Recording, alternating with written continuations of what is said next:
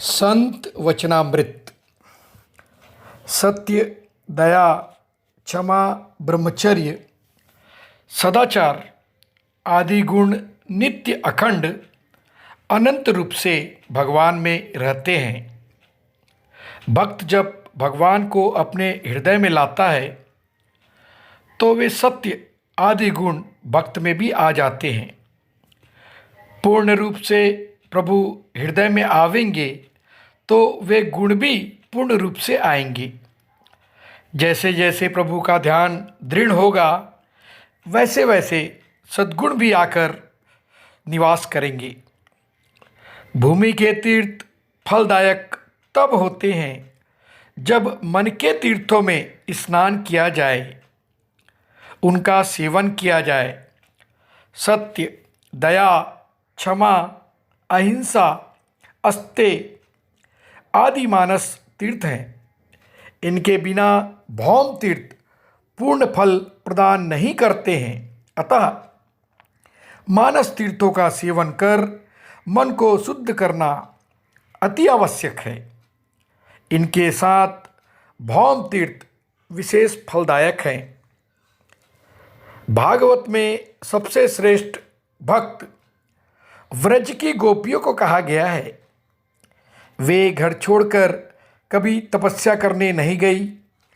अपने घर पर गाय धोते समय, दही मथते समय, झाड़ू लगाते समय, चौका लगाते समय, रोते हुए बालकों को चुप कराते हुए भगवान के नाम और गुणों का कीर्तन करती रहती हैं।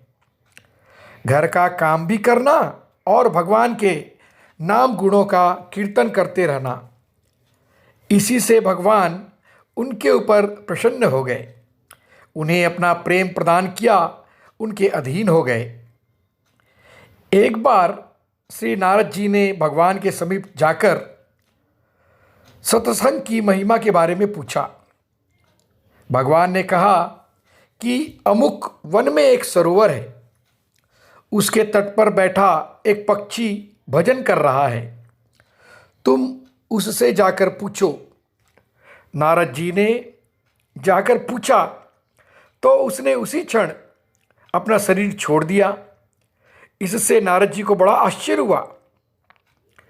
उन्होंने आकर भगवान को समाचार बताया कि उस पक्षी ने महिमा न बताकर अपना शरीर ही छोड़ दिया।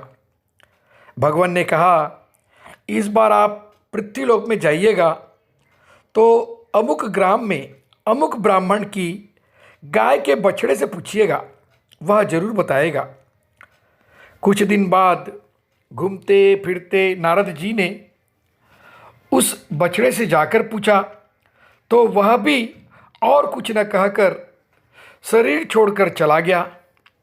आश्चर्यचकित नारद जी ने आकर भगवान से फिर से कहा, भगवान, आपकी आज्ञा से मैंने बछड़े से पूछा तो वह भी मर गया। अब आप ही सत्संग की महिमा बताइए, इधर उधर क्यों भटकाते हैं। भगवान ने कहा, इस बार आपको अवश्य ही सत्संग की महिमा का ज्ञान हो जाएगा। अमुक नगर के राजकुमार से जाकर पूछो। नारद जी ने जाकर राजकुमार से जैसे ही प्रश्न किया तैसे ही वह राजकुमार भी शरीर त्याग कर विष्णु पार्षद रूप हो गया और नारद जी से बोला कि मैं 84 लाख योनियों में भटक कर पक्षी योनि में आया था। उस समय आपने मुझे दर्शन दिया। क्षणिक सत्संग से मेरे पाप नष्ट हो गए और मैंने गो योनि प्राप्त की। वहाँ भी आपने दर्शन दिया तो आपके संग से पुनः पुण्यों की प्राप्ति हुई और यह मनुष्य शरीर मिला। इस बार भी प्रभु कृपा से आपका सत्संग मिला, इससे तो मैं अब पार्षदत्व प्राप्त कर बैकुंठ को जा रहा हूँ। यह आपके संग का फल है। श्री नारद जी ने समझा कि मैंने कुछ भी उपदेश नहीं दिया, केवल मेरी उपस्थिति मात्र से इतना लाभ हुआ। अतः सत्संग की महिमा अपार है। सभी अंगों की अपेक्षा हमारे चरण वंदनीय हैं। चरणों की अपेक्षा पाद त्राण यानी कि जूता, चप्पल, खड़ाऊ जो हम अपने चरणों में पहनते हैं वो विशेष वंदनीय हैं। सभी अंग ऊपर है, सबसे नीचे चरण हैं। संपूर्ण अंगों के सेवक एवं वाहक चरण हैं, अतः श्रेष्ठ है। लेकिन चरणों से पादत्राण श्रेष्ठ है। चरणों से हमारे जूते, चप्पल या खड़ाऊ श्रेष्ठ हैं, क्योंकि वो चरणों के सेवक हैं। तात्पर्य यह है कि जो सबसे छोटा बनकर सेवक करता है वह सबकी अपेक्षा वंदनीय है। भक्त के अधीन भगवान होते हैं। इसी सिद्धांत से पाद त्राण के अधीन चरण हैं।